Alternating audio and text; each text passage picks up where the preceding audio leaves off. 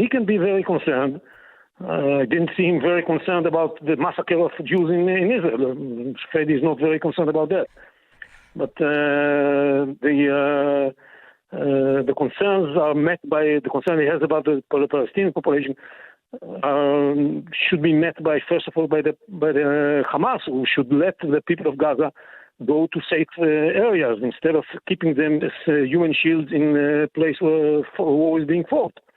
And yes, if they use human shields and we have to hit a valuable military target, then it's totally within the rules and the laws of armed conflicts that we can hit a target like that.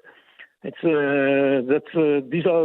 should learn the rules of war. Leading figures in Washington have urged Israeli officials to delay their anticipated ground invasion of Gaza because of concerns over the risks of taking on Hamas in tunnels and in wrecked buildings in the Palestinian territory.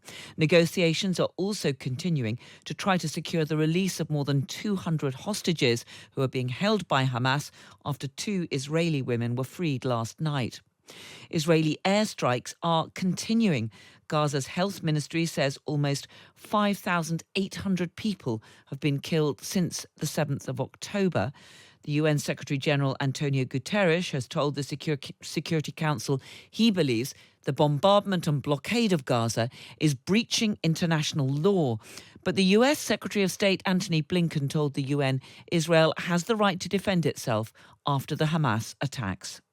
At the heart of our efforts to save innocent lives in this conflict, and in every conflict for that matter, is our core belief that every civilian life is equally valuable. There is no hierarchy when it comes to protecting civilian lives. A civilian is a civilian is a civilian, no matter his or her nationality, ethnicity, age, gender, faith. Well, earlier, after meeting the French President Emmanuel Macron, the Israeli Prime Minister Benjamin Netanyahu repeated his pledge to destroy Hamas. We're doing everything we need to do to destroy Hamas in Gaza. We will dismantle its terror machine. We will dismantle its political structure. We will make every effort to release our hostages, and we'll make every effort to keep Palestinian civilians out of harm's way. It's important to understand Hamas is committing a double war crime. It's not only murdering our civilians, targeting our civilians, doing unspeakable war crimes. They're also hiding behind civilians. Well, that was Benjamin Netanyahu. Earlier, I spoke to Brigadier General Yossi Kuperwasser. He's a former head of the research division at the Israeli Defense Forces Intelligence Corps, as well as the Director General of the Ministry of Strategic Affairs. And he began by giving me his reaction to the release of the 2 Israeli hostages. We are so happy to see anybody released from this terrible situation that they were experiencing ever since October 7th. And we hope that more hostages are going to be released as soon as possible, because there is no kind of justification for holding civilians and anybody as a hostage. Definitely not, they have many children, including toddlers. They have women, they have elderly. It's elderly people. It's something that is crazy, really crazy, and has to be solved immediately, and they should release all of these people right away. And everybody that they do, it's good. It's good to see that is coming out from this hell. Yeah, we know that there are more than 200 people still being held, and clearly their families are very anxious about their loved ones and putting pressure on Benjamin Netanyahu. Do you think that situation and the international pressure and negotiations to try to get them released will cause the Israeli Defense Forces to delay any ground incursion into Gaza? Look, there are so many considerations in play here that this is one more consideration. But none of these considerations are the decisive considerations, because what needs to be done is to eradicate Hamas from Gaza. Anybody who sees the pictures of what happened here on the 7th of October, when these barbaric Hamas terrorists came into Israel and murdered so many people in a massacre, full with enthusiasm and so well planned, understands that there's no way to leave Hamas in Gaza. We have to get rid of Hamas. So it may take a few more days before we start the a ground incursion, or it may take less days. Eventually it's going to happen. We shall keep hitting Hamas hard from the air anyhow. And if Hamas wants to release these hostages, he's welcome. We will be happy to see them coming out. They are not an asset in his hands. They are a burden and a liability. As we heard from Yocheved Lifshitz in her news conference, she was saying that there had been warnings that Hamas was active in that part of southern Israel. She was talking about how people had been coming across the border, had been burning the fields. Do you think that Israel did fail to sufficiently take note of the threat from Hamas before that terrible attack? Definitely. Israel made a terrible mistake, a series of terrible mistakes that allowed Hamas to do that terrible massacre. Of course, Israel, well, with our naivete, we thought that Hamas is now going to focus on improving the conditions of living in the Gaza Strip for the people of Gaza.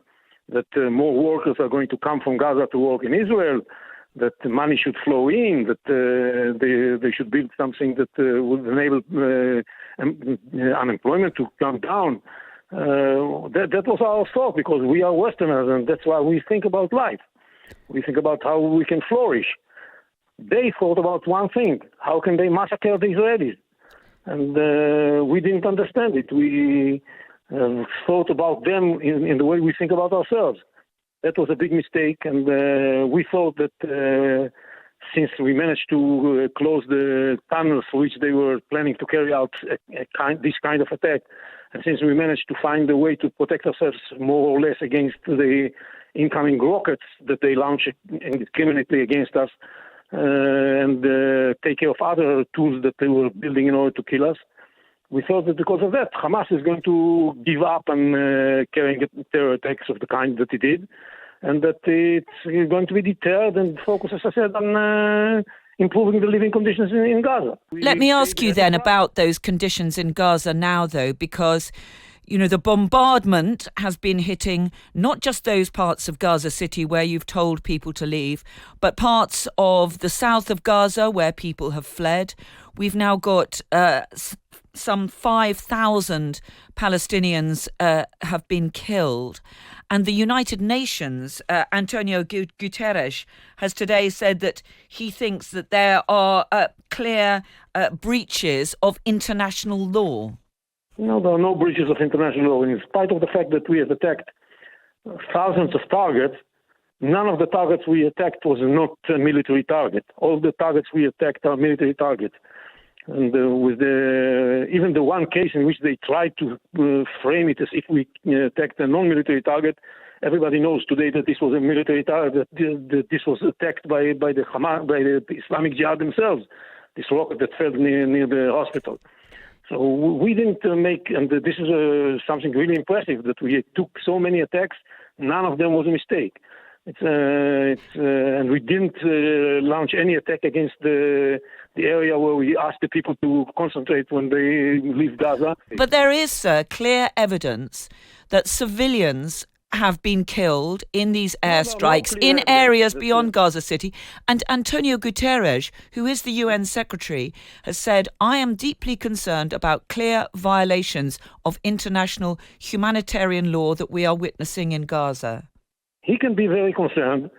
I didn't see him very concerned about the massacre of Jews in Israel. Fred is not very concerned about that.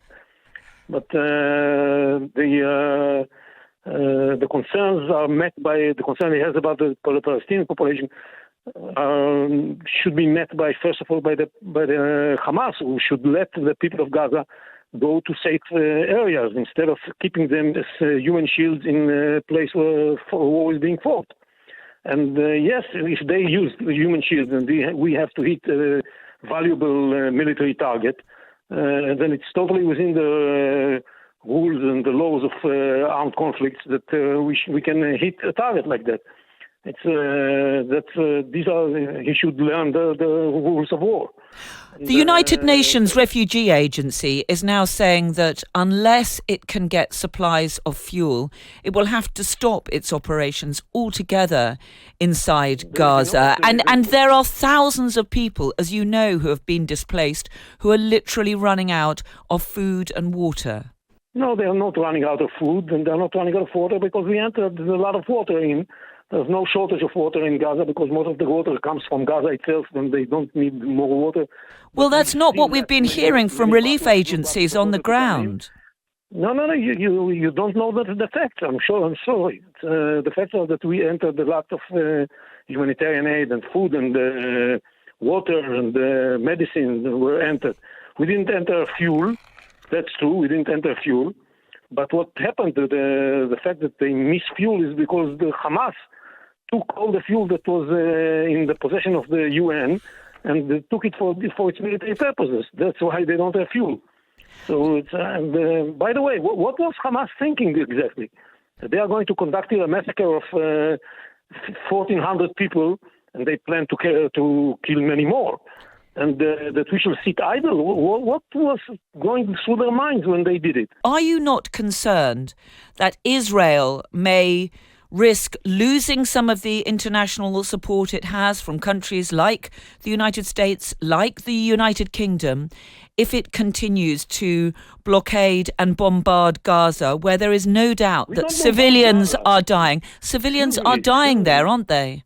Excuse me, we don't bombard Gaza. We bombard military positions in Gaza. We don't bombard Gaza for just because there's a building in Gaza. We bombard only military targets. So I don't think that we are going to lose the support of anybody, because we are fighting according to the rules of law. The rules of war. That's what we're doing, and according to the international humanitarian law, that's what we're doing. And we don't need anybody's advice to tell us that we should fight this way. It's good to have advice, but we fight according to the law anyhow. We don't need, because we have our own moral that we fight according to which. We don't want to hit civilians. We have no intention to hit civilians. We hit only military targets in Gaza. That's what we do. And these are necessary steps in order to allow us to later on move in and eradicate Hamas in Gaza.